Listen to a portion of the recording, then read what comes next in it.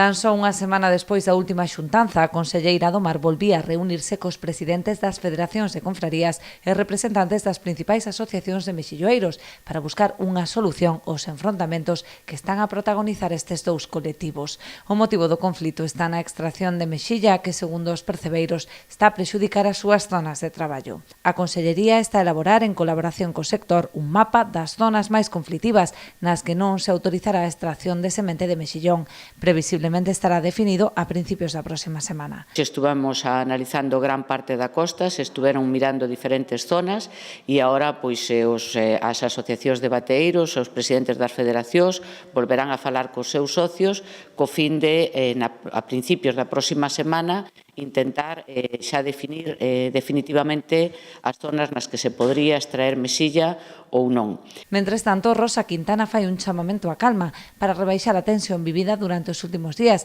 que derivou en graves enfrontamentos entre os dous colectivos. O único que pido eu é que haxa un pouquiño de calma, que se teña confianza de que a inmensa maioría do sector está traballando por ter unha explotación sustentable dos seus recursos e eu lle pido a esas persoas que nestes momentos están, de alguna maneira, dificultando a posibilidade de chegar a eses acordos que recapaciten e que decidan virse ao acordo e traballar, como sempre traballou Galicia, os dous sectores e un único sector.